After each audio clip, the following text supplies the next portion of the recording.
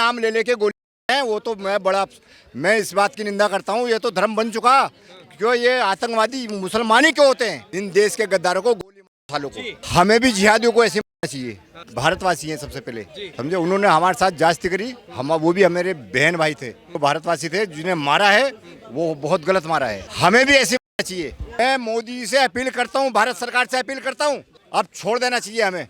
अगर वो 10 दफे बागी बने, हम 100 दफे बागी बन जाएं। वो जरा सा बच्चा है हमारे सामने, हम उसके बाप हैं। अंदर तक घुस के सालों को पूरा खत्म कर देना, पूरा किस्सा इनका के, और दोबारा नाम लेने वाला नहीं बचना चाहिए कि दोबारा आतंकवादी का आ भी अगर इनके जवान पे आ जाए तो खत्म कर दो। क्या नाम है आपका? हमारा नाम इरशाद अहमद है। इरशाद अहमद जी। आपको पता है मैंने आपसे नाम क्यों पूछा? हाँ, क्योंकि इस देश में जो बर्बरता हुई है 2 दिनों पहले, नाम पर ही बवाल मचा हुआ है। नाम पूछकर हिंदुओं को मारा जा रहा है। आप एक मुस्लिम समुदाय से आते, इसलिए मैं आपसे ये सवाल कर रहा हूँ कि क्या विचार रख रहे हैं आप इस पूरे मुद्दे को लेकर, इस जनसंहार को लेकर? देखिए, आपका धन्यवाद करता हूँ। ये बिल्कुल नामुमकिन बर्दाश्त करेंगे हम, जो चीज़ आपने बोली और जो 2 दिन पहले वाकया हुआ, ये बिल्कुल निंदा करता हूँ मैं इस बात पे। हमें भी जिहादियों को ऐसे करना चाहिए, समझे। हम भारतवासी हैं सबसे पहले, समझे। उन्होंने हमारे साथ जास्ती करी, हम वो भी हमारे बहन भाई थे, जो भारतवासी थे। जिन्हें मारा है वो बहुत गलत मारा है, समझे जी। हमें भी ऐसी मारना चाहिए। लेकिन एक बात बताइए सर, लगातार पहले ये कहा जाता था कि टेररिज्म का कोई धर्म नहीं होता, जो टेररिस्ट हैं उनका कोई धर्म नहीं होता, लेकिन तो धर्म बन गया। आज तो धर्म आप बन चुका, नाम ले लेके गोली है, वो तो मैं इस बात की निंदा करता हूँ। ये तो धर्म बन चुका। क्यों ये आतंकवादी मुसलमान ही क्यों होते हैं? समझे। 85% हिंदू भाई हैं, 15% मुसलमान है, ये क्यों होते हैं? वो पनाह देने वाला जो कश्मीर में है, उसे भी गोली से उड़ानी चाहिए हमें, समझे जी। उन्हें भी मारना चाहिए, और जो पनाह दी जिसने उसे भी मारना चाहिए। और अब की बार जो है स्ट्राइक वगैरह से काम नहीं चलेगा। जो ये छोटे छोटे प्यादे मारने से नहीं, चोर नहीं, चोर की माँ को मारो। और वहाँ पे जो है खेप पैदा हो रही है। मैं मोदी से अपील करता हूँ, भारत सरकार से अपील करता हूँ, अब छोड़ देना चाहिए हमें बिल्कुल। अगर वो 10 दफे बागी बने, हम 100 दफे बागी बन जाएं। वो जरा सा बच्चा है हमारे सामने, हम उसके बाप हैं। वो हमारे घर में घुस के मारेगा, उसकी ये मजाल, हम ये बर्दाश्त नहीं करेंगे। आप इतनी बातें कह रहे हैं, आप खुद मुस्लिम समुदाय से, आपको कहीं ये नहीं लग रहा है कि अगर मैं सुनो, मैं भारतवासी हूँ सबसे पहले। हिंदू मुसलमान का सवाल नहीं है। मेरा भारत ठीक रहेगा तो मैं भी ठीक रहूंगा, आप भी ठीक रहेंगे। क्या करना चाहिए फिर उन लोगों के साथ, उन आतंकवादियों के साथ, उन काफिरों के साथ, उन गद्दारों के साथ? बात सुनो, वो गद्दार है, उनका दीन ईमान कुछ नहीं है। उन्होंने तो हमें भी बदनाम कराया। नाम ले लेके जो गोली मारी वो गलत करा। उनके एक के घर के 10-10 20 मरने चाहिए, हम बर्दाश्त नहीं करेंगे। इसको जिम्मेवार ठहरा रहे हैं लोग, कश्मीर पर सवाल उठा रहे हैं, कश्मीर जाना बंद कर देंगे, वहाँ की जो टूरिज्म है वो खत्म हो जाएगी। भाई इस तरीके से ये हालात रहेंगे तो कौन जाएगा? कोई नहीं जाएगा। हम भी जाने की सोचते, हम भी डरेंगे। अच्छा, एक बात बताइएगा सर, आप अगर वहाँ मौजूद होते और अगर आप कलमा पढ़ लेते तो आप बच जाते? बहुत गलत बात है ये, जिन्होंने नाम ले लेके गोली मारी। अगर भारत सरकार के बस की बात नहीं ना, तो हमें छोड़ दे, हमें छोड़ दे भाई। ये चीज बर्दाश्त नहीं करेंगे। सुनो, एक बात सुनो, सारे भाई सुनो, ये हम बर्दाश्त नहीं करेंगे। आतंकी आतंकी है, आतंकी है हमारे लिए, कोई भी हो। एक चीज बता देना, वहाँ के लोकल ने अगर मदद नहीं की, 2-3 लोकल थे भाई, टूरिज्म को कह रहे हैं ना, अभी मैसेज फैला रहे हैं जो नैरेटिव कि टूरिज्म को खतरा हो जाएगा वहाँ के लोकल लोगों को, तो लोकल लोगों ने पनाह दिया ना, तभी वो रॉकेट की तरह तो नहीं आए ना।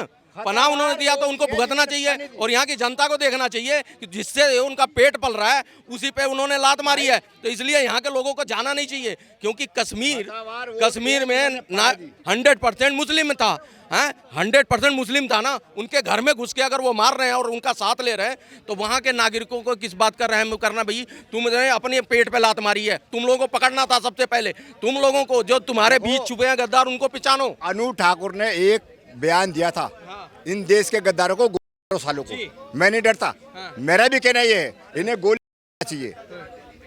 ये आतंकी है, जिन्होंने पनाह दी वो भी आतंकी है, कहीं ना कहीं बिके में। एक बार बताइए, सवाल ये उठता है कि जो लोग कह रहे हैं कि वहाँ के टूरिज्म को खतरा है, उन्हें इस बात की चिंता नहीं जो लोग मारे गए, जिन लोगों जो निहत्थे थे, जो मासूम थे, उनको मौत के घाट उतार दिया गया। ये चिंता है कि वहाँ का टूरिज्म खत्म हो जाएगा, तुम पनाह दोगे तो हम तुम्हें ऐसे ही छोड़ देंगे। हमें पूरे भारतवासियों को मौन व्रत रखना चाहिए, 5 मिनट का जरूर। पूरा भारत तो बौखलाया हुआ है सर, सबका खून गर्म है, खौल रहा है। ज्यादा मेरा खून गर्म है, वो मेरे भाई बहन मरे, 27 जो मरे ना। भाइयों से एक चीज मैं बोलूंगा, देखो ये भी हमारे देशवासी हैं, भाई हैं, इनको काली पट्टी वक्त वोट के लिए बांध के सब लोग उतरे थे ना, वैसे हिंदुओं को भाईचारा अगर निभाना है तो वैसे हिंदुओं के साथ खड़े हो काली पट्टी बांध के, ताकि पता लगे हिंदुओं को कि हमारे देश का मुसलमान हमारे साथ है, ना कि उस पाकिस्तान जिहादी और वो कश्मीरी लोकल लोगों के लिए। समझ रहे हो, जिन्होंने ये जघन्य अपराध किया है उसकी बात करो। आज मैं तुम्हारी बात का जवाब देता हूँ, आप सही कह रहे हैं। वो मुसलमान कहाँ हैं जो काली पट्टी बांध के वक्त वोट का आपने खुद नहीं बांधा है? आप भी तो बांध के आ सकते थे देखो, विरोध करने के लिए। आज मेरी बात सुनो, वो लोग कहाँ गए, बाकी मुसलमान देश के कहाँ गए? जैसे मैं आवाज उठा रहा, उनके मानने की आवाज सबको उठानी चाहिए आज।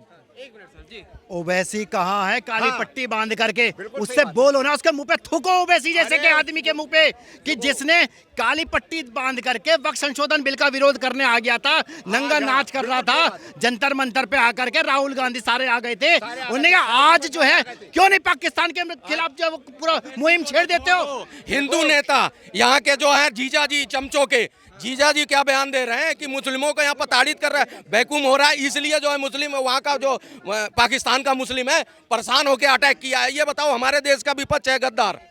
देखिए जवाब तो ऐसा मिलेगा पाकिस्तान को, अगली 50 नस्लें भी ना उसकी नाम लेने वाला भी नहीं बचेगा, ऐसा जवाब मिलेगा नरेंद्र मोदी।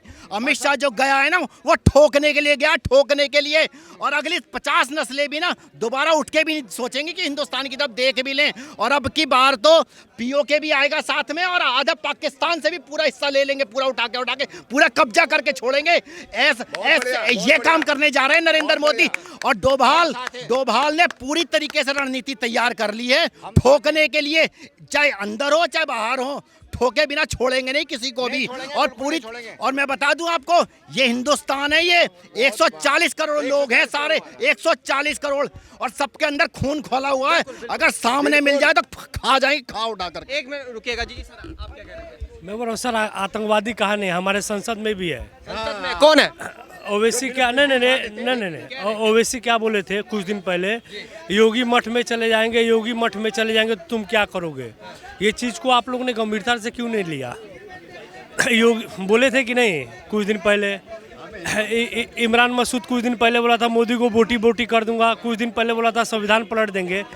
तो आप अपने आप में देखिए ना, नक्शा बदल देंगे हम, नक्शा ही पलट के रख देंगे, आपकी अरे ज्योग्राफी यार। पूरी बदल देंगे आपके पाकिस्तान की। एक मिनट, एक हिंदुस्तानी का खून जो खोला हुआ है पूरी तरीके से, आग लगा देंगे पूरे पाकिस्तान को, नस्तो नाबूद कर देंगे आपके।